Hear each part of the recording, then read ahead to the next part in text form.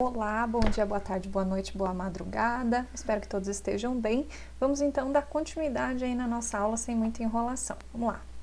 Então, para a gente falar da estrutura da matéria, nós temos que pegar naturalmente como os átomos evoluíram, como a descoberta dos átomos evoluiu, tá? A primeira teoria sobre o que era um átomo foi criado por John Dalton. Ele criou um modelo que foi chamado de modelo de bola de bilhar. Por que foi chamado de bola de bilhar? Porque, segundo ele, o átomo era uma esfera maciça, indivisível e indestrutível, tá? Assemelhando-se a uma bola de bilhar, tá? Ele considerou que todos os átomos de um dado elemento são idênticos. Então, por exemplo, eu tenho o átomo de hélio, todos os átomos de hélio sempre vão ser iguais, tá? Agora, se eu tiver átomos de elementos diferentes, por exemplo, hélio e hidrogênio, eles vão ter massas diferentes. Um composto é a combinação específica de átomos de mais de um elemento. Combinação específica, por exemplo, H2O. Eram sempre dois átomos de hidrogênio e um átomo de oxigênio. Isso era um composto, tá? E em uma reação química, os átomos não são criados nem destruídos, mas trocam de lugar de parceiros para produzir novas substâncias. Por exemplo, NaCl mais H2O, ou, pera lá, fazer outro exemplo, HCl mais NaOH, por exemplo, tá? Eles trocam de lugar, né? O hidrogênio vai com OH aqui e forma H2O, e o Na deixa do OH e vai com o Cl, forma NaCl, tá? Então, eles estão simplesmente trocando de parceiro, isso é uma reação química, tá? Produzindo novas substâncias, ok? Isso era o modelo atômico de Dalton, de bola de bilhar. Mas aí veio o Thomson e estava fazendo experimentos com os tubos de Crookes. Bastante interessante vocês verem aqui, na descrição do vídeo tem um link que explica certinho como foram os experimentos de Thomson. É muito bacana de ver, vale a pena, tá, gente? Se vocês tiverem um tempinho extra. Aqui eu não posso me delongar muito, né? Mas se vocês puderem ver aquele vídeo, vale a pena. Então, eram tubos que tinham cátodo e ânodo, polo negativo e polo positivo, e era gerada uma corrente, né, elétrica aqui, e ele via que formavam-se num gás inerte, tinha um gás inerte aqui dentro, sobre vácuo, né, então se formava um raio aqui que ia na direção do polo positivo. Então, se esses raios iam na direção do polo positivo, esses raios deveriam ter carga negativa, resumindo a história, tá? E aí, ele descobriu que esses raios, então, estavam em toda a matéria, não importava qual era o gás que ele colocava aqui, não importava qual era o elemento químico que ele colocava aqui, sempre tinha este raio negativo, que ele chamou de raios catódicos.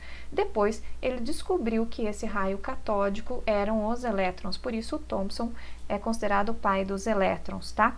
Com isso, ele provou a divisibilidade da matéria, que o modelo de Dalton não previa, né? Por quê? Porque existiam partículas ali dentro, que eram as partículas negativas. Posteriormente, mais ou menos junto, essas partículas positivas foram descobertas também, tá? Então, o Thomson, ele provou a neutralidade da matéria, tá? Ele provou que o átomo, no seu pudim de ameixas, tinha que ter cargas positivas e cargas negativas para garantir que a matéria fosse neutra. A mesma quantidade de positivo tinha que ter de negativo ali dentro do átomo, tá certo? Então, eram dispersos de positivos e negativos, era um mar de elétrons ali. Aí veio Rutherford, que era aluno do Thomson, e fez um outro experimento, que era o experimento da lâmina de ouro, né?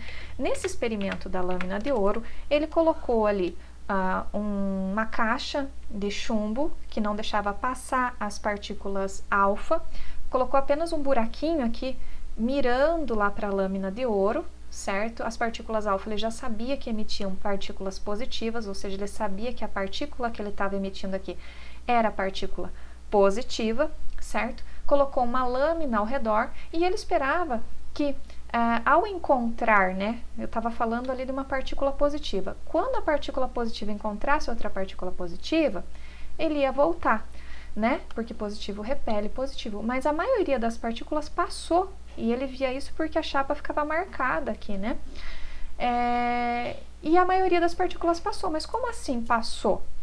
Passou porque ele chegou à seguinte conclusão: os prótons não estão assim dessa forma, todos dispersos juntos com os elétrons. Os prótons estão apenas numa região do átomo, que é o núcleo. Tá?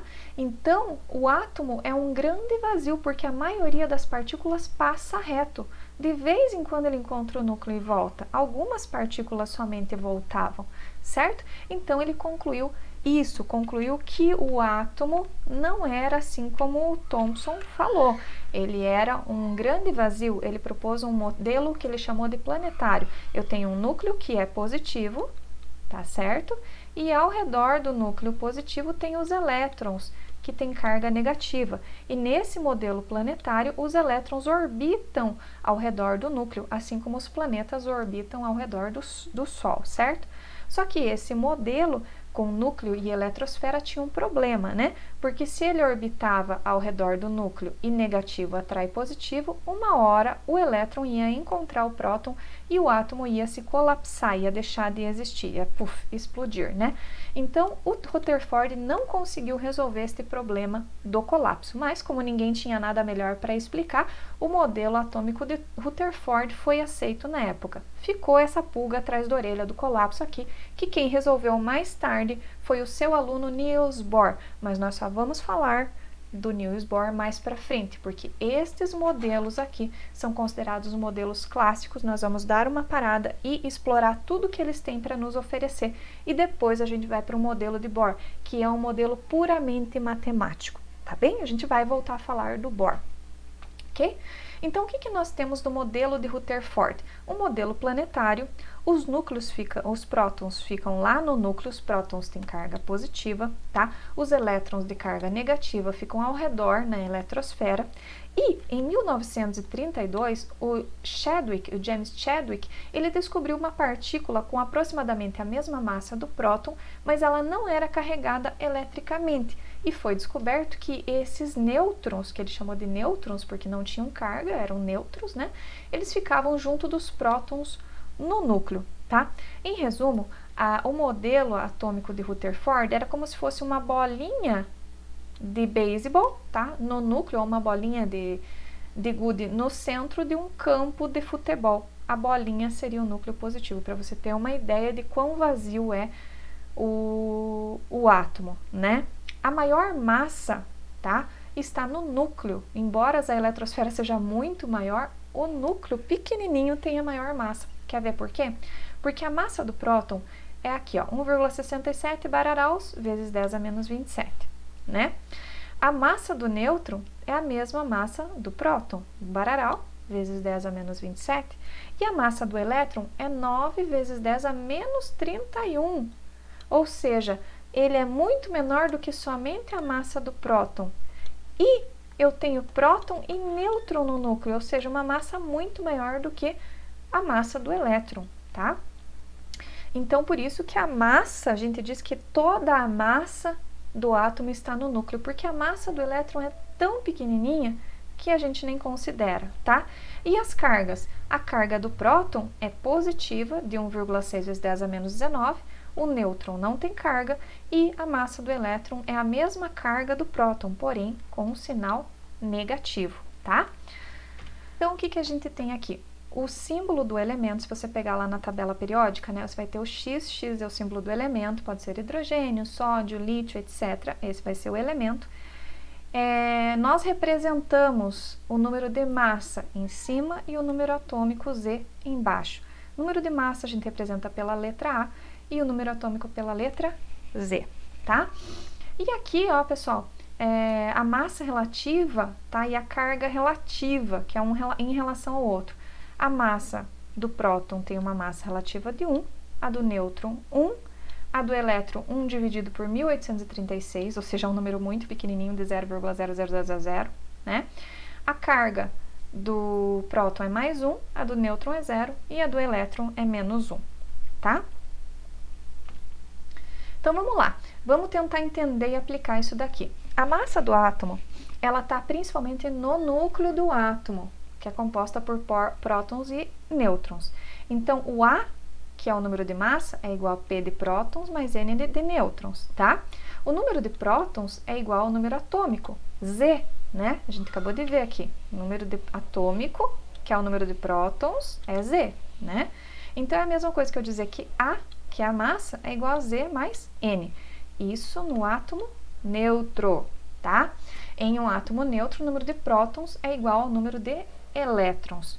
Então, vamos fazer um exemplo aqui. Em um átomo de sódio, vamos colocar aqui o sódio, tem símbolo Na, né? Que possui número atômico igual a 11, e a gente viu aqui, ó, o número atômico vai embaixo, é o Z, né? Número atômico igual a 11, e massa atômica igual a 23, e a massa atômica igual a 23 vai em cima, lembrando lá, o número atômico ele está me dando que é 11, e número de massa é igual a 23. Qual será o número de nêutrons? Bom, eu vou usar aquela fórmula, A igual a Z mais N, né? Então, a massa, que é 23, vai ser igual a 11 mais N, ou seja, 23 menos 11 vai ser igual a N. 23 menos 11 dá quanto? O de nêutrons vai ser igual a 12. Tá certo? Aqui, para vocês fazerem esse segundo, vamos fazer esse daqui, ó. Em um átomo neutro, com número atômico igual a 35, então eu tenho um átomo que eu vou chamar de X. O número atômico dele, o Z dele, é igual a 35. Então, eu vou colocar aqui, ó, 35. Qual é o número de elétrons? Veja bem. Ele tem número atômico igual a 35. Ele está pedindo o número de elétrons. Bom, eu sei que o número atômico é igual ao número de prótons, certo? Mas ele está pedindo o número de elétrons. Bom, eu sei que o número de prótons vai ser igual ao número de elétrons desde que o átomo seja neutro. E ele está falando que o átomo é neutro. Ou seja, se ele tem 35 de número atômico, então ele tem 35 prótons e também vai ter 35 elétrons. Por quê? Porque ele é um átomo neutro, tá? Neutro significa que ele tem a mesma quantidade de prótons e de elétrons. Ok? Então, em um átomo neutro, né, o número de prótons é igual ao número de elétrons. Mas os elétrons podem ser ganhos ou perdidos por um átomo, se transformando no que a gente chama de íons, tá? Ele vai se chamar de cátion quando eu tenho um átomo que perde elétrons, e aí ele fica com carga positiva, tá? Por que ele fica com carga positiva? Porque, veja bem, se ele perde elétron, o elétron tem carga negativa, né? Então, vamos desenhar aqui. Eu tinha próton, vamos dizer que eu tinha 2 prótons, tá? E tinha 2 elétrons. Aí, ele perdeu um elétron. Ele ficou ali com os seus 2 prótons, mas agora ele só tem um elétron, né? Então, ele ficou mais positivo ou mais negativo? Ele ficou mais positivo, porque ele tem mais cargas positivas do que negativa. É por isso que quando ele perde elétrons, ele fica com carga final positiva, tá? E aí ele se chama de cátion. Ânion é quando ele ganha elétrons, é o contrário. Porque digamos que eu tinha aqui 2 prótons e 2 elétrons. Ele ganhou mais um elétron, no final ele vai ter mais cargas negativas do que positivas. Então ele fica no final com carga negativa. Então, por exemplo, o sódio 23, né? Se ele perder um elétron, ele vai ficar como Na+, a gente representa assim, com maisinho, significa que perdeu um elétron. O magnésio 12, se perder 2 elétrons, ele vai ficar como Mg2+, tá? Porque está perdendo 2 elétrons. O flúor ganha um elétron e fica como F-, porque ganhou um elétron, ficou mais negativo, ganhou um menuzinho ali. E o oxigênio? O oxigênio, né? Aqui o oxigênio, ele ganha 2 elétrons e daí ele vai ficar com como?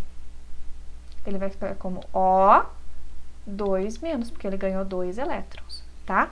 Então, esse daqui, o que ele é? É um cátion. Esse daqui também é cátion, porque perdeu elétron. Esse daqui é ânion e esse daqui também é ânion, tá? Que ganharam elétrons, ok?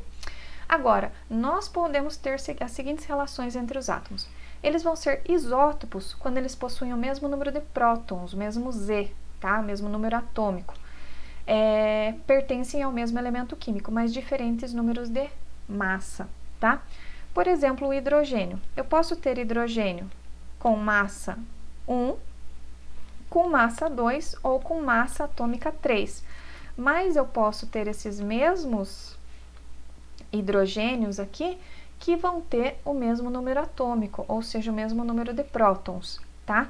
Uma dica, pessoal, toda vez que eu tiver um elemento com o mesmo número de prótons, é o mesmo elemento. Por isso que eles levam o mesmo símbolo H, tá? Porque não mudou a identidade do elemento, porque ele está perdendo apenas, está mudando apenas o número de massa aqui, tá? Mas o número de prótons lá do núcleo é o que dá a identidade do elemento, certo? E os prótons nunca são perdidos. O que é perdido ou o que é ganho são os elétrons, tá? Posso perder ou ganhar elétron, mas os prótons nunca são perdidos, tá? Então, quando eu comparo dois elementos que têm o mesmo tipo de mesma quantidade de prótons, é o mesmo elemento, tá? O hidrogênio, ele tem um próton só no núcleo, tá? Ele tem um próton só. Mas eu posso ter diferentes números de nêutrons, tá? Então, eles são isótopos, tá? O mesmo elemento vai ser isótopo, ele vai ter número atômico 1, mesmo número de prótons. Com massa 1, ele vai se chamar prótio, que é o hidrogênio comum. Com massa atômica 2, ele vai ser o deutério, hidrogênio pesado, e com massa atômica 3 vai ser o trítio, tá? O hidrogênio, em especial, recebe nomes diferentes para os seus isótopos, mas é uma exceção, tá? Existem outros isótopos que o nome é o mesmo, tá? Nós temos também isóbaros. Isóbaros são átomos que possuem o mesmo número de massa, o mesmo A, mas diferentes número atômico. Vamos olhar aqui, o titânio, o escândio e o cálcio, tá? Olha aqui, eles têm número atômico diferente, o númerozinho de baixo é diferente, 22, 21 e 20. Mas olha o número de cima, 42, 42 e 42. Eles são isóbaros, mesmo número de massa, ok? Nós temos também os isótonos. Isótonos, como a letrinha N nos sugere, mesmo número de nêutrons. Eles têm o mesmo número de nêutrons, mas diferentes número atômico e número de massa. E como é que você vai saber se o número de nêutrons não aparece aqui para você comparar? Bom, você tem que utilizar aquela regrinha do A igual a Z mais N. Então, vamos fazer para o cloro, por exemplo. A massa do cloro é 37. Vai ser igual ao número atômico, que é 17, mais N. 37 menos 17 vai ser igual a 20, então ele tem 20 nêutrons. Se eu fizer para o cálcio a mesma coisa, A igual a Z mais N, eu vou ver lá, o cálcio tem 40, 20 mais N. 40 menos 20 dá 20 também. Então, eles têm o mesmo número de nêutrons, são isótonos, tá? E nós temos, por último, os isoeletrônicos, como o próprio nome já diz, né? Isoeletrônicos é o mesmo número de elétrons. Como é que eu vou saber? Por exemplo, esse daqui, ó, sódio 2311. Quantos elétrons ele tem? Bom, no átomo neutro, ele tem número atômico igual a 11. Se o átomo for neutro, né, isso aqui significa que ele tem 11 prótons. No átomo neutro, o número de prótons é igual ao número de elétrons. Se ele fosse neutro, ele teria 11 elétrons. Porém, olha aqui a carga positiva. Se ele tem carga positiva, significa que perdeu 1. Essa carga é de mais 1, ele perdeu 1 elétron. Então, 11 que ele deveria ter menos 1, ele tem 10 elétrons, certo? Vamos olhar o neônio. O neônio tem número atômico 10. A gente sabe, então, que ele tem 10 prótons.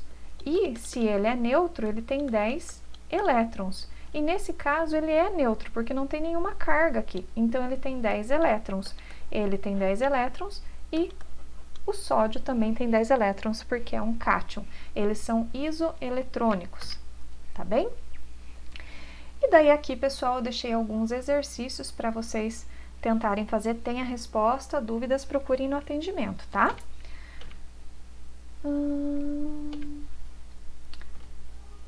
Tá, pessoal, vamos dar uma olhada aqui na tabela periódica, tá? Eu tenho aqui o número atômico em cima e tenho o peso atômico embaixo. O peso atômico é a massa atômica média, eu logo vou falar disso para vocês, tá? Então, eu tenho o número atômico em cima, que é o número de prótons, e eu tenho a massa atômica, ou peso atômico, embaixo, ok? Eles são dados em unidade de massa atômica, mas o que é unidade de massa atômica? Aqui, ó, eu tenho 5U, 5 unidades de massa atômica. O que é unidade de massa atômica? Bom, para fazer a tabela periódica, eles precisaram se basear em algum átomo, né? Porque não tinha como eles pesarem os átomos, todos os átomos. Então, eles fizeram um peso relativo de um átomo a outro átomo. Quanto este átomo pesa em relação àquele átomo, comparando-se com aquele átomo. Bom, eles escolheram pegar o átomo de carbono 12. 12 porque o carbono, ele tem os seus isótopos, 12, o carbono 13 e o carbono 14, tá? Todos com o mesmo número de prótons, tá? Então, eles pegaram o carbono 12, porque o carbono 12 é o mais abundante, tá? Eles pegaram este átomo de carbono e dividiram em 12 partes iguais e estabeleceram que uma unidade de massa atômica, um U, seria um pedacinho dessas 12 partes, ou seja, uma unidade de massa atômica seria 1 dividido por 12 do átomo de carbono 12, tá? Então, isso que é a unidade de massa atômica. E como que eu determino a massa atômica? A massa de um átomo qualquer, ele vai indicar quantas vezes a massa de um átomo de um determinado elemento equivale a um U, ou seja, a um pedacinho daqueles 12 do carbono. Por exemplo, a massa atômica do flúor. E digamos que existisse uma balança que pesa o átomo de flúor, tá? Eu colocaria o átomo de flúor na balança. Quanto que ele pesa? A mesma coisa que 19 fatias do átomo de carbono, tá? Eu vou pegar aquela uma fatia e vou colocar 19 empilhadinhas para equivaler à massa do flúor, tá? Isso é a massa atômica. Então, a massa atômica do flúor 19, ele é igual a 19U, 19 unidades de massa atômica. Ou seja, a massa atômica do flúor 19 é 19 vezes um U, ou a massa de 1/12 do átomo de carbono 12, tá? Agora, quando nós pegamos lá uma amostra de boro, por exemplo, tá? Digamos que eu tenho terra lá e eu tenho boro, tá? O boro, existem dois tipos de boro. Um boro tem a massa de 10,0129 e o outro boro tem a massa de 11,0093, tá? Existem dois boros.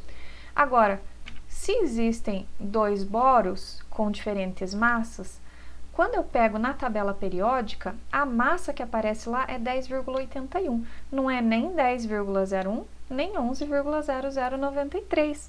Então, da onde saiu essa massa aqui, tá? Essa massa aqui sai porque eles fazem para colocar aqui a massa atômica média, tá? Se existe mais de um isótopo, mais de uma possibilidade de boro, na hora de colocar na tabela periódica, eles fazem uma média das massas do boro e colocam aqui. Só que esta massa não é essa média não é uma média normal, que você soma e divide por 2. É uma média que a gente chama de ponderada. Ponderada é um tipo de média que leva em consideração a quantidade. Aquele que existir em maior quantidade vai se aproximar mais à massa daquele, tá? Então, por exemplo, a massa atômica do boro que tem 10,01, ele aparece com 19,91% na natureza. E aquele que tem massa atômica de 11,0093, ele aparece com 80,09%, tá? Ou seja, este boro aqui, ele é mais encontrado na natureza do que esse outro, né? Como que faz a massa atômica média ponderada? A massa atômica média vai ser a porcentagem de abundância isotópica, aqui ó, a porcentagem da abundância, qual que é a porcentagem que ele aparece, vezes a massa deste isótopo, ou seja, a massa dele, mais a porcentagem do outro, tá? Vezes a massa do outro, cada um dividido por 100, tá? Então, essa aqui é do boro 10 e essa daqui é do boro 11. Fazendo a continha lá, ó, a porcentagem 19,91 vezes a massa atômica dele, o MA dividido por 100, mais a porcentagem desse vezes a massa daquele dividido por 100. Isso dá um valor de 10,81 unidades de massa atômica, que é exatamente o que aparece na tabela periódica, tá? Então, da onde que sai aquela massa ali? é a massa atômica média ponderada. É assim que se obtém. E daí eu deixei um exercíciozinho ali para vocês fazerem com a resposta. Agora, nós estávamos falando de massa atômica. Como que a gente faz a massa molecular, a massa de uma molécula, né? Ela também é medida em unidades de massa atômica, é a mesma coisa que a gente fazia, mas é a soma das massas atômicas dos átomos que constituem uma molécula. Por exemplo, o CO2, né? C, aqui carbono e 2 oxigênios. O que acontece? Se eu colocasse numa balança, eu ia ter as massas atômicas do oxigênio, as do carbono e as do outro oxigênio. Tudo isso considera-se para o peso, para a massa total da molécula, né? Então, daria 44 fatias, tudo isso dá 44 fatias daquela do carbono, ou seja, 44 unidades de massa atômica, tá? Então, por exemplo, H2SO4, né? Eu pegaria ali um átomo vezes 2, que o hidrogênio tem massa 2, mais o enxofre, que pesa 32 unidades de massa atômica. Da onde que eu sei isso? Da tabela periódica. Mais 16, que é a massa do oxigênio, vezes 4, que eu tenho 4 oxigênio, tá? E vou multiplicar tudo. Então, veja bem, o hidrogênio tem massa 1. Da onde que eu tiro isso? Lá da tabela periódica, que está tudo em unidade de massa atômica. Hidrogênio, aqui ó, tenho 2, eu tenho que multiplicar por 2. E assim segue o baile. Somando tudo dá 98 U, 98 unidades de massa atômica, tá? E aí, nós temos que converter, né? Porque é o seguinte, eu não tenho como pesar em U, né? Unidades de massa atômica, U. Eu precisava fazer uma conversão. Então, nós temos a constante de Avogadro, que é uma constante física fundamental, que representa um mol de entidades elementares. Pode ser átomo, é entidade, tá, gente? Pode ser, eu posso estar falando de átomo, molécula, íon, elétron, tá? A constante de Avogadro é definida como o número de átomos de carbono 12 em 12 gramas. É o número de átomos de carbono em 12 gramas de carbono 12, que é aproximadamente 6,02 vezes 10 a 23. Como assim? Um átomo de carbono 12, ele pesa 1,99 vezes 10 a 23 gramas, tá? Só que a constante de Avogadro é em 12 gramas, certo? Para 12 gramas dá X, e esse X dá um número, que é 6,02 vezes 10 a 23, tá? Esse é o número de Avogadro. Por quê? Porque isso representa um número que pode ser pesado de carbono 12, tá? Então, é uma quantidade que é mensurável de ser pesada. Por exemplo, um átomo de ferro pesa 56 U. N átomos de ferro pesam 56 gramas. Existe uma conversão direta, né? Este 6,02 vezes 10 a 23, ele nos permite também fazer essa conversão direta de unidades de massa atômica para gramas. Esse conjunto de N partículas aqui foi chamado de mol, tá? Então, o que é o mol? É uma quantidade de partículas pesável, tá? Então, por exemplo, o mol é uma quantidade de 6,02 vezes 10 a 23 partículas quaisquer, tá? Então, um mol contém 6,02 vezes 10 a 23 entidades. Um mol de átomos contém 6,02 vezes 10 a 23 átomos. Um mol de moléculas contém 6,02 vezes 10 a 23 moléculas. Um mol de fórmulas contém 6,02 vezes 10 a 23 fórmulas. Um mol de íons contém 6,02 vezes 10 a 23 íons. E um mol de elétrons contém 6,02 vezes 10 a 23 elétrons, tá? E aí nós temos a massa molar, tá? Se nós temos o mol, nós temos a massa molar, certo? Nós vimos ali que a quantidade pesada, né, nos permite, esse número de Avogadro é uma quantidade que nos permite converter, é uma quantidade pesável para transformar em gramas. Então, é por isso que a massa molar de um elemento é a massa em gramas de um mol de substância, ou íons, etc. Tá? Então, por exemplo, o alumínio, ele tem uma massa que aparece lá na tabela de 27 U.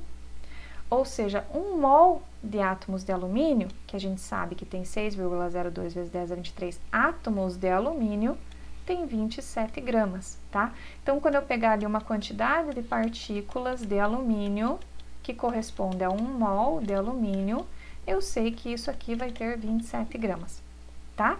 E a massa molar da substância segue o mesmo princípio, né? É a massa em gramas de 1 mol de moléculas de uma determinada substância, né? Agora eu preciso da massa individual de cada um. A massa molar de uma substância é numericamente igual à massa molecular, expressa em gramas. Então, por exemplo, H2O, né? Eu sei que o hidrogênio vale 1, eu sei que o oxigênio vale 16, eu tenho 2 hidrogênios, então multiplico por 2, aqui eu multiplico por 1. 1 vezes 2, 2. 16 vezes 1 dá 16, 16 mais 2 dá 18. 18U. 1 mol de moléculas de água tem 6,02 vezes 10 a 23 moléculas de água, que corresponde a 18 gramas. Tá? Então, vamos fazer um exercíciozinho aqui, ó. Quantos mols correspondem a 88 gramas de dióxido de carbono, CO2? Então, vamos lá. 1 mol de CO2, né? Qual que é a massa de um mol de CO2? Eu tenho carbono, eu tenho que calcular a massa do CO2, né? Carbono vale 12. O oxigênio, ele vale 16, só que eu tenho 2, né? Oxigênio, 16 vezes 2 dá 32. Somando 32 com 12 dá 44 gramas. Então, 1 mol de CO2 tem 44 gramas. Só que ele está pedindo quantos mols, ou seja, aqui, ó, quantos mols correspondem a 88 gramas, né?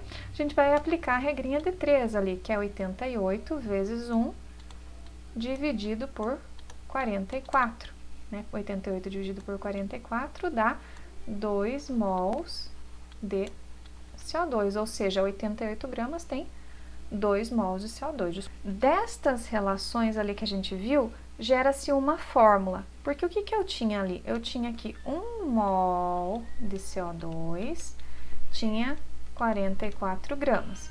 E eu tinha que X mols eram 88 gramas. O que a gente estava fazendo ali? A gente estava fazendo o número de mols, vou chamar o número de mols de N, vezes uma massa, né? A massa molar, que eu vou chamar de emissão, vezes uma massa molar, 44 é a massa de 1 mol, né? Dividido por 1 mol vezes uma massa qualquer de dióxido de carbono, né? Então, o que acontece aqui? O que eu tenho? Se eu quiser isolar, né? Eu vou dizer o seguinte, que o N vai ser igual a massa dividido pela massa molar. O 1 mol some, porque tudo que é vezes 1 some, né? Então, eu tenho ali uma fórmula, que é N igual a M dividido por emissão, tá? Tá aqui a fórmula, ó. Eu posso, ao invés de fazer regra de 3, aplicar direto a formulinha, tá? N, o número de mols, é igual a massa em gramas dividido pela massa molar, em gramas por mol, tá? Tem um outro exercíciozinho aqui para vocês fazerem, tá, gente? Então é isso, pessoal. Para que o vídeo não fique assim muito extenso, eu vou parar por aqui, tá bem? Tentem resolver os exercícios, não deixem tudo para a última hora, levem um cronograma, uma programação para que vocês consigam fazer uma atividade por semana, tá bem? Até o próximo vídeo ou até o nosso atendimento. Um abraço!